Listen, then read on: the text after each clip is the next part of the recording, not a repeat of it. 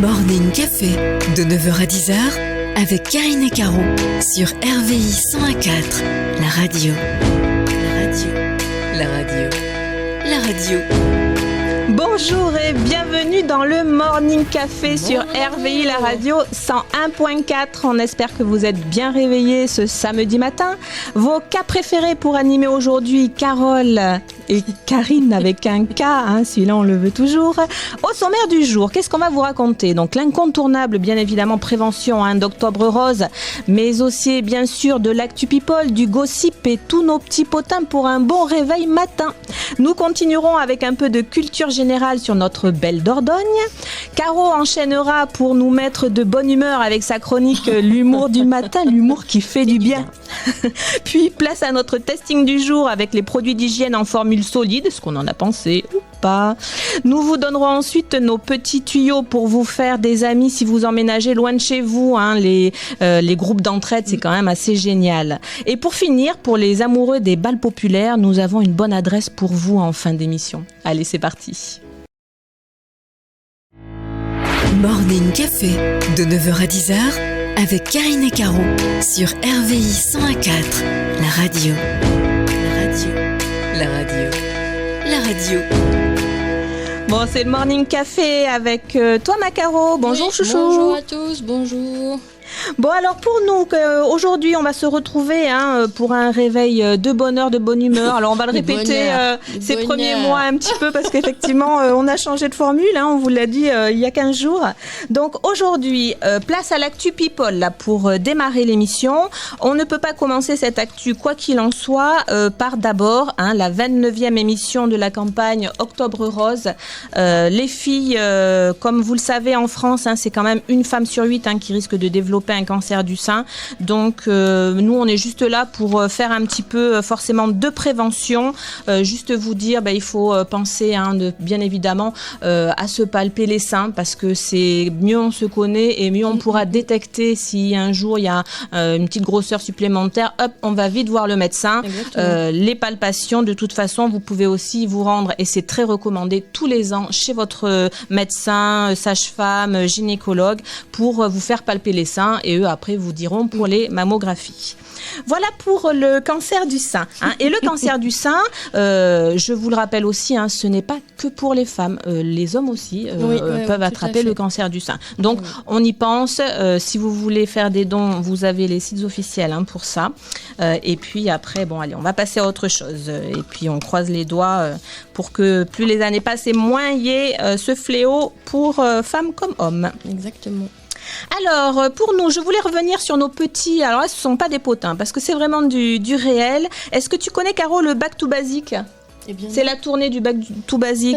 C'est la tournée, en fait, avec la Rousseau, avec les L5. Comme la tournée des années 80. Voilà. Bon, mais là, elle s'appelle Back to Basic. C'est vrai qu'elle a été reportée à plusieurs reprises à cause de l'épidémie du Covid. Bon, elle s'est pas très bien passée. Nous, sur notre région, là, sur le Bordelais, c'était il y a 15 jours maintenant, 3 semaines, en tout début de mois, c'était le 1er octobre à la salle de spectacle de Bordeaux Métropole à l'Arkea d'Arena.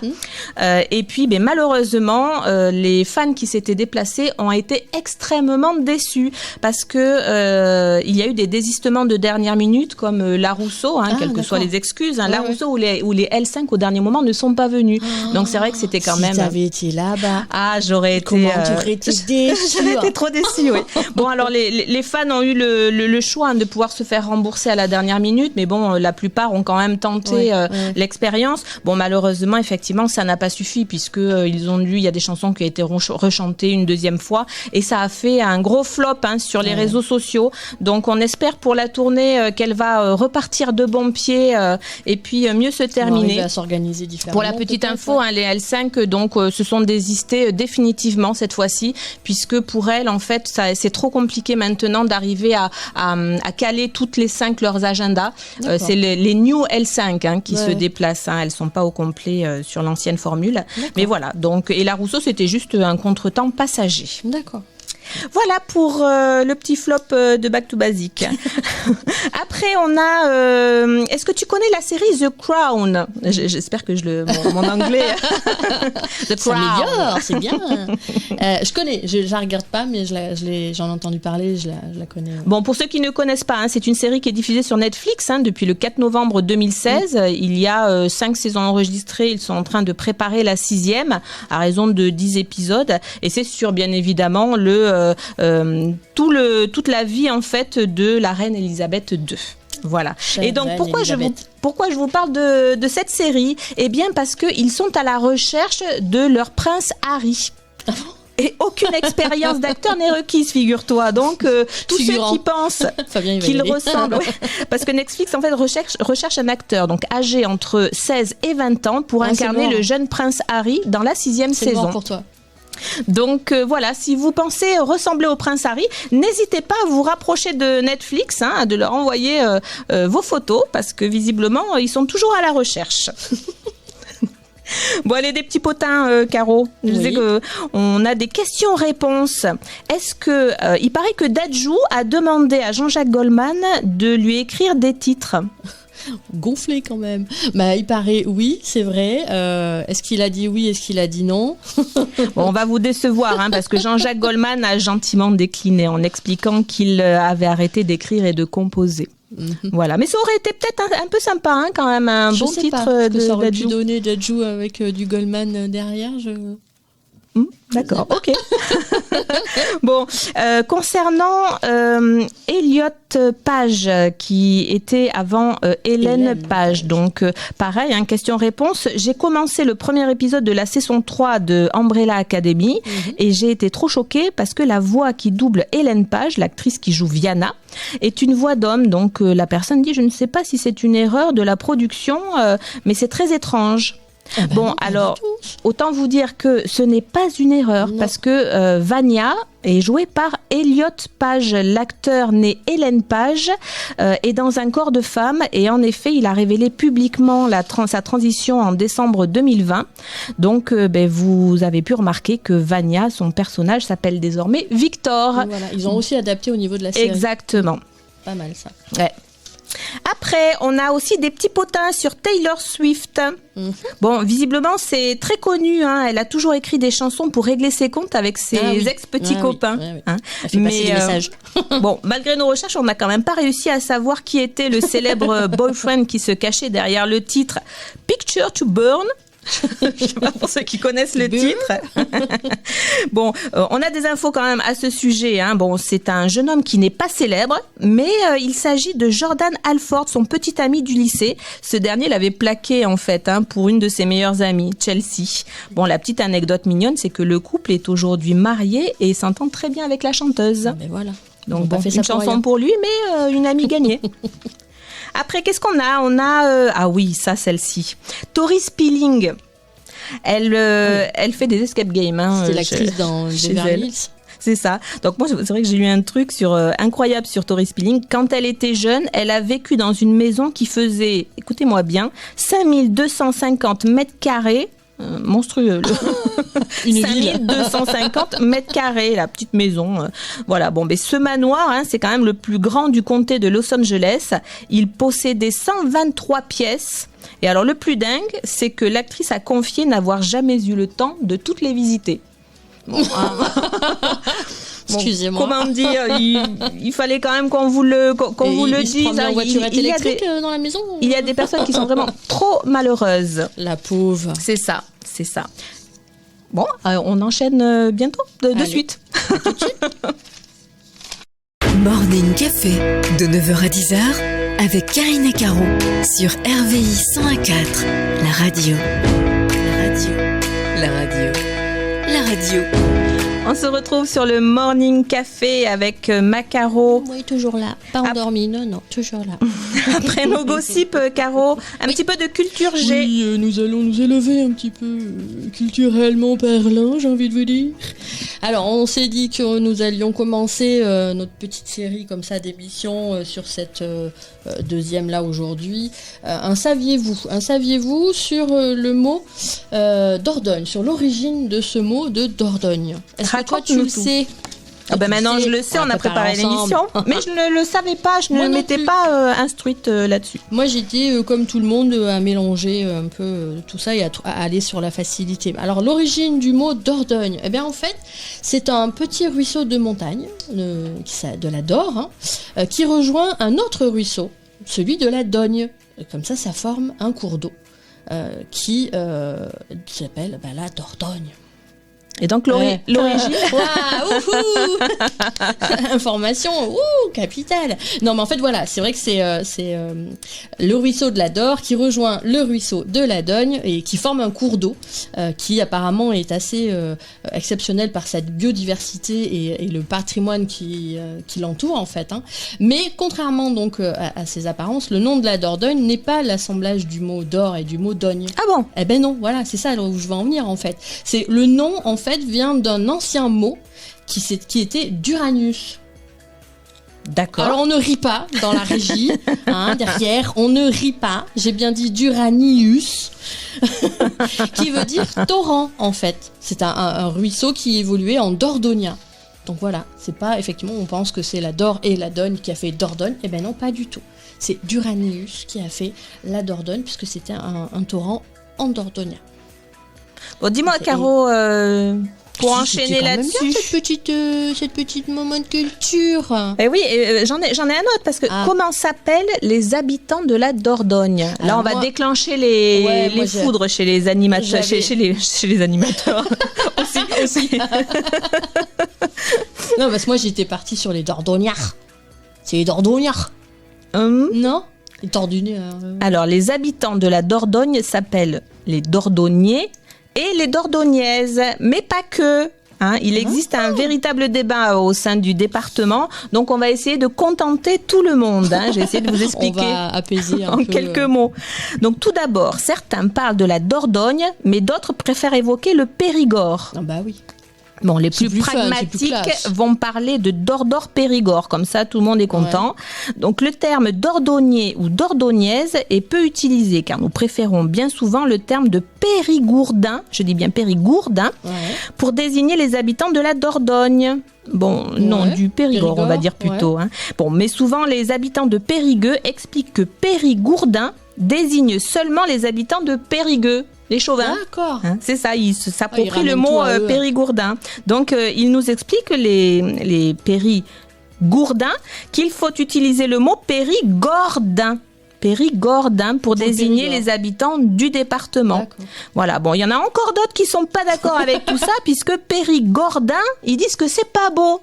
Donc, qu'est-ce qu'ils nous disent? Alors, il existe un autre mot qu'ils utilisent et qui sont les pétrocoriens, en référence à la tribu celte qui a occupé le Périgord et qui lui a donné son nom. Ouais, c'est pas forcément... Ah oui, mais bon... les couleurs, mais périgordin... Bon, bref, vous avez compris que c'est quand même un sujet qui divise, mais bon, on va essayer de l'aborder. Des pétrocoriens. Pétrocoriens. C'est ça. Ça accroche un peu quand même. Ça frappe en bouche un peu. Donc bon, on est quand même sur tous les habitants du secteur, les Dordognais, les Dordognaises, les Périgourdins, les Périgordins, mais aussi les Pétrocoriens. En tout cas, ça c'était pour vous. Vous choisissez ce que vous voulez. Nous, on est contents, c'est quand même une magnifique région. Belle région, la Dordogne. Donc, à vous tous, écoutez-nous. Il n'y a pas de mauvais mots. Non. À de suite. Morning Café, de 9h à 10h, avec Karine et Caro, sur RVI 101.4, la radio. La radio. Bienvenue dans le Morning Café. Coucou. Bon, Caro, on continue avec ta petite chronique, l'humour du matin, l'humour qui fait du bien. Qui nous réveille. C'est ça, allez à toi. Alors moi je continue sur... là on a parlé de l'origine du mot Dordogne, on a parlé des Dordogne, des Périgordins. Voilà. Moi, je vais rester sur les villes, les villages, et je me suis penchée sur les noms de villes et villages qui pouvaient être amusants, insolites, gênants parfois, voilà. Donc les associations. Là, c'est vraiment à aujourd'hui, on est vraiment sur les noms de villes et villages qui peuvent parfois prêter à sourire. Alors, je vais commencer par notre belle région de la Dordogne, parce qu'on est pas mal lotis. En Dordogne, on a un village qui s'appelle La Force. Donc ça, c'est plutôt pas mal. J'habite à La Force, c'est ça. Il y en a un autre qui s'appelle Les Lèches. Alors, il y en a qui disent les Léchesses, les Lèches. Donc ça fait sourire un petit peu. Alors, voilà, je pense la Palme en Dordogne, on a La Conne. Voilà. C'est vrai que ce sont des... Vous habitez où? Elle est d'où, La Conne? Elle est bien. C'est bizarre. Elle est d'où, La Conne? Non, mais je parlais de... Oui. Ça fait partie je pense, des grosses hantises quand il y a des rentrées scolaires. Vous habitez où? Ça peut angoisser, et notamment ça peut angoisser, jeu de mots rigolo, parce qu'en Dordogne, on a aussi un village qui s'appelle Angoisse. C'est vrai, en plus. Ça m'a trop fait rire. Alors après, j'en ai relevé plutôt plein qui sont assez amusants. Alors on a les traditionnels, on connaît celui-là, Mon Cul, qui est dans le Lot, on a Le Fion en Haute-Savoie. Voilà, donc ça c'est des noms de villages qui sont assez répandus, enfin pas répandus mais connus en tout cas de oui, il y a déjà eu des blagounettes là-dessus. Voilà, on est effectivement au courant de tout ça. Après j'en ai trouvé d'autres assez sympas. Donc il y en a un s'appelle en Haute-Vienne qui s'appelle Arnaque la Poste. J'ai trouvé ça mignon. Un autre un peu plus sombre, un peu en Seine-et-Marne. Tu habites où? À La Tombe. Ouais, on arrive, La Tombe, je suis pas trop, voilà. Ensuite, en Ariège, on a une ville qui s'appelle Oust. Voilà, c'est des trucs. Alors, ça me fait rire. J'espère que ça va vous faire rire. Voilà, j'espère que ça va vous faire rire aussi. Après, on a par exemple dans le Jura, on a Long-Cochon. Oh, oui, elle est pas mal. Je suis bouchée à Long-Cochon. Ça peut être sympa. Après, on a en Loire-Atlantique une ville ou un petit village qui s'appelle Mouet. Mouais. C'est mignon. Mouais. T'habites où? Ah, Mouais. Mouais. Après, on a quoi? On a Glandage. Alors, je te coupe parce que ça me fait penser, il y a un YouTuber qui s'amuse comme ça avec sa maman en faisant des petits TikTok. Et donc, à chaque fois, il lui pose des questions. Et donc, ça fait un petit peu comme ça. C'est-à-dire que tu habites où? Mouais. Non, mais je te demande, tu habites où? Mouais. Non, mais tu habites où? Et alors, la maman s'énerve, en fait. Et alors que lui, il est vraiment en train de répondre. Voilà. Et c'est que comme ça, des petites blagues qu'il fait à sa mère, mais c'est vraiment très rigolo. Alors on continue, j'en ai d'autres. Bouc étourdi, en 2 mots, Bouc étourdi. Mais vraiment, oui. Je trouve ça hallucinant d'avoir des noms de villes comme ça. On en a une autre, L'Aziza, en Haute-Savoie. On a Bisou, dans l'Orne. Alors Bisou avec un Z, B-I-Z-O-U, dans l'Orne. Toujours dans l'Orne, on a Camembert, la ville de Camembert. Donc ça, c'était... assez marrant. La Manche, on trouve dans la Manche une ville qui s'appelle Hébé-Crevant. Hébé-Crevant.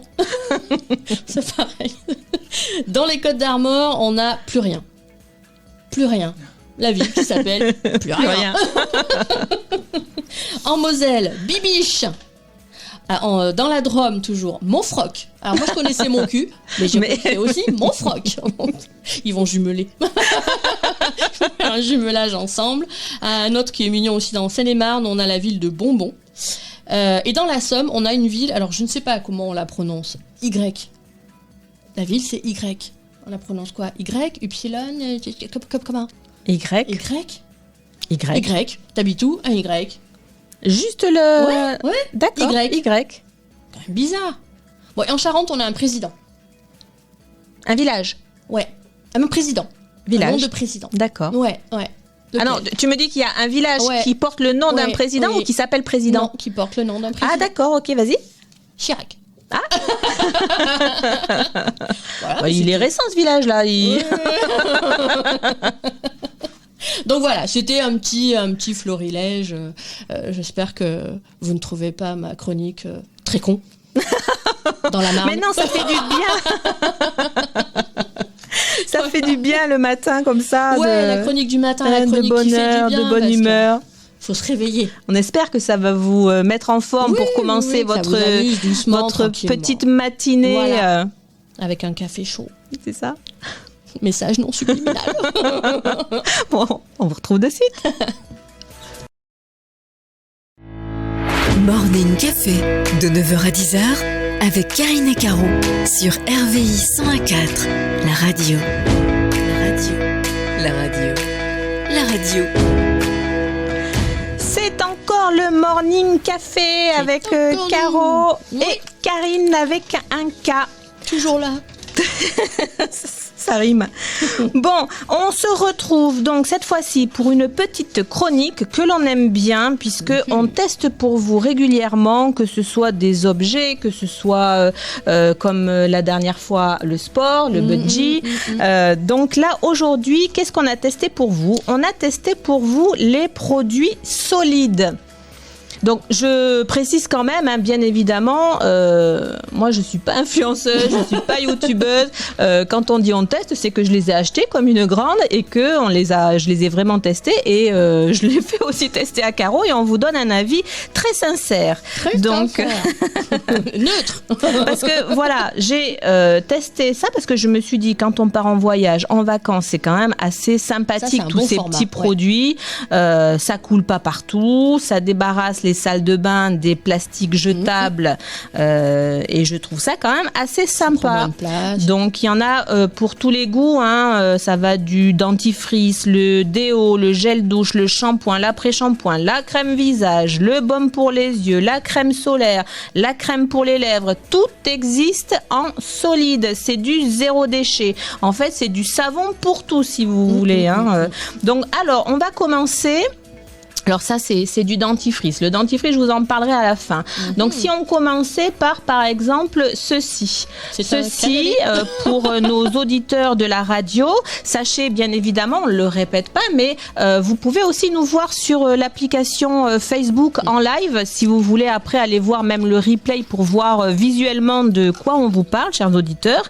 Là, en l'occurrence, je vous parle d'un format solide pour les shampoings. Il existe le même pour les après-shampoings. C'est une forme de cannelé. Ça sent... bon, là, en l'occurrence, c'est la vanille. Ça pas trop de senteur, quelle que soit la senteur que l'on prend. Bon, moi, je les ai pris en parapharmacie, mais vous en trouvez partout, dans la grande distrib, sur Internet. Bon, honnêtement, mon retour là-dessus, ça casse pas des briques. Moi, je suis quand même une fan inconditionnelle du shampoing qui mousse. De la mousse. Bon, ça ne mousse pas du tout. C'est vrai que on a l'impression tous ces produits-là qui sont solides, il faut bien évidemment y ajouter de l'eau. Parce que ce qui fait que le produit aujourd'hui se retrouve solide, c'est qu'ils ont enlevé toute l'eau qui le constitue. Donc là, vous vous retrouvez avec un produit de base auquel il va falloir rajouter de l'eau tiède. Donc tous ces produits-là, vous les malaxez et vous en obtenez des substances. Donc là, en l'occurrence, pour se laver les cheveux, j'ai eu l'impression de passer 1 heure à devoir malaxer mon truc pour pouvoir me malaxer la tête. Donc, retour pas terrible. La qualité des produits, même si c'est du bio, si c'est du 100% français, on adore. Franchement, je n'ai pas adhéré du tout et j'en suis bien déçue. J'en ai essayé 3 différents pour les shampoings et les après-shampoings. L'après-shampoing est un petit peu mieux. Pourquoi tu rigoles ? C'est le matin. C'est le matin. L'après-shampoing est un petit peu mieux parce que vous en obtenez une petite crème. Là, on n'attend pas d'un après-shampoing qui mousse. Donc, du coup, c'est un petit peu mieux pour vos pointes qui seraient fourchues. Je suis désolée. Je me fais penser à Sophie d'avant quand elle fait ses émissions matinales. Elle prend du fou rire. Je me dis quand même, je comprends pourquoi elle prend du fou rire. Donc, voilà pour le shampoing. Et tu ne me perturberas pas de mon but ultime, cette présentation. Bon, shampoing après shampoing, vous l'avez compris, c'est pas terrible. Après, je vais vous présenter le déodorant. Bon, le déodorant, ça a une forme de sucette. Alors, regardez, si vous regardez un petit peu le dentifrice, voici pour le déodorant. Personnellement, le déodorant, c'est pareil. Honnêtement, c'est du flop. Je l'ai passé sous l'eau. 1 fois, 2 fois, 10 fois, je n'ai pas eu l'impression de me mettre du déodorant sur moi, ni en senteur, parce que là, pourtant, celui-ci, c'est du Palmarosa, hein, c'est un antibactérien, antifongicide, etc. Franchement, en plus de ça, c'est pas super bien fait, parce que je pense, au vu de la tige, en fait, pour le tenir, qu'au bout d'un moment donné, vous allez vous râper. Voilà. En plus de ça, quand il est mouillé, eh bien, vous avez du mal à le tenir dans les mains pour pouvoir vous en passer. Non, c'est vraiment pas très agréable en termes de déodorant solide. Ça, c'est pareil, c'est encore quelque chose qu'il va falloir améliorer. Hein. Aujourd'hui, on en est un petit peu au début des produits solides. Franchement, si vous voulez gagner en popularité, il va peut-être falloir m'améliorer ce petit déodorant naturel, parce que voilà, pour le tenir, c'est pas terrible. Pour s'en mettre, ça sent pas grand-chose. Voilà. Et au niveau efficacité, du coup, la transpiration, elle est présente quand même, elle sent quand même. Non, ça fonctionne comme un bon déodorant. Ça fonctionne quand même. Voilà, ça fonctionne. Après, c'est vrai que l'application n'est pas agréable. En fait, au bout d'un moment donné, on va plus en mettre parce que ça décourage franchement en termes d'utilisation. Après, dans le même principe. Et alors là, je voulais revenir parce qu'au niveau des formats, attention les parents aux enfants. Ne laissez pas traîner ça dans les salles de bain n'importe où, parce que les enfants qui voient ça fait penser à des petites sucettes. Donc, un enfant, il va avoir vite fait de vouloir y goûter. C'est vrai que c'est ludique, c'est mignon, mais attention en termes de prévention. Donc dans le même esprit que la sucette, vous avez le dentifrice. Pareil. Alors moi qui suis une adepte de la mousse, y compris pour les dentifrices, je ne trouve pas ma mousse avec ce format-là solide, puisque pareil, vous le mouillez un petit peu sous l'eau tiède. Je ne trouve pas ça. Ta brosse dessus. C'est ça. Vous passez la brosse dessus à plusieurs reprises pour obtenir ce qu'il faut en quantité de dentifrice sur la brosse. Honnêtement, il faut y aller. Et après, quand vous brossez les dents, c'est pas terrible, c'est pareil. C'est vraiment une grosse déception à ce niveau-là. Et en plus de ça, je trouve pas ça super hygiénique. Nous, c'est vrai qu'on prend des tubes de dentifrice pour la famille. Bien évidemment, on va pas se le passer puisque j'ai ma brosse à dents qui est déjà passée dessus. Donc, il en faudrait un pour chaque membre de la famille. C'est quand même à chaque fois des produits qui coûtent entre 5, 7, 8, 9 euros.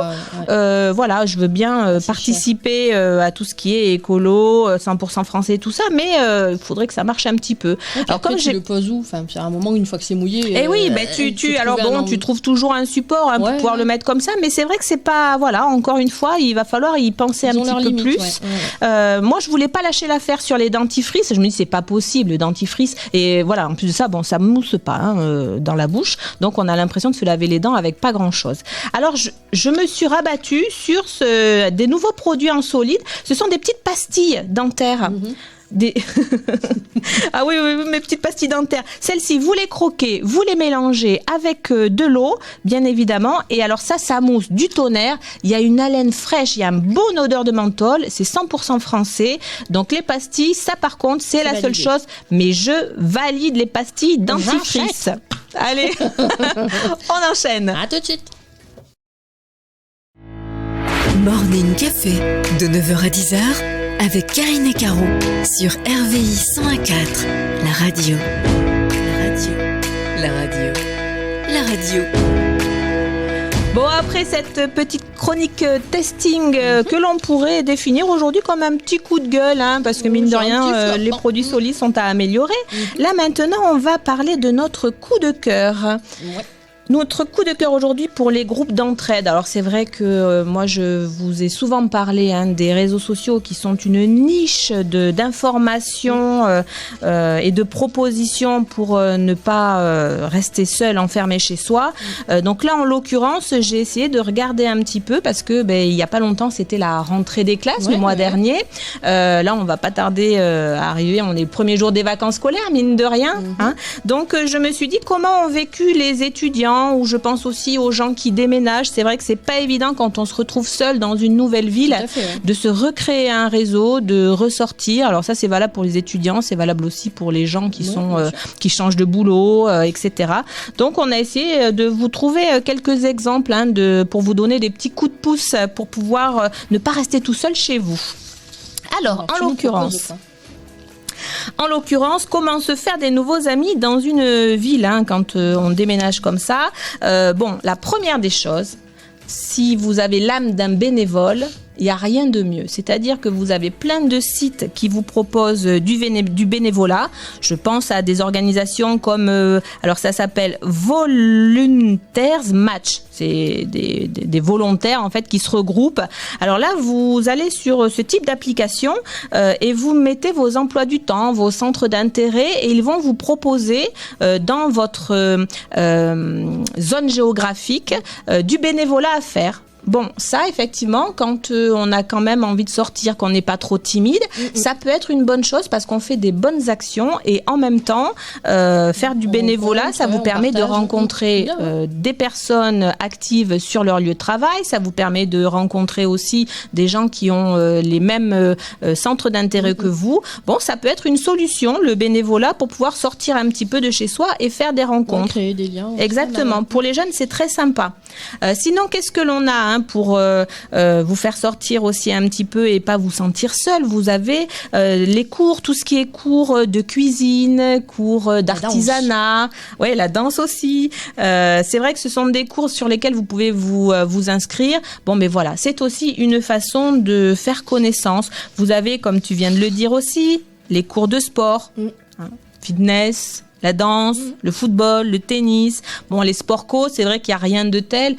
Petite astuce, si vous êtes très timide, que vous adorez le sport, mais que vous ne savez pas comment aborder les gens, bon, ben il suffit juste en fait. Alors moi, ma petite astuce, parce que c'est vrai que j'ai pas l'air comme ça, mais je suis une grande sauvage en fait, une grande timide. Bon, la petite astuce en fait, c'est de se faire conseiller toujours. Est-ce que là, ça, tu trouves que ça irait, ou qu'est-ce que tu as pensé de ça? Et donc du coup ça permet de lancer les conversations et bon après on voit si l'affinité après peut se faire gentiment mais sûrement. Après, celle que j'aime bien, effectivement, on est quand même sur un air d'utiliser des applications. Alors bon, on parle souvent des applications de rencontres adultes. Il y a aussi des applications qui existent pour les rencontres amicales. Il y a des applications donc à télécharger sur votre téléphone. Donc moi j'en connais 2 sur les 3 que je vais vous citer. Il y a Bumble BFF, les best friends. Il y a Friender. Bon, je te laisse t'embourber. Friender. Et Yubo.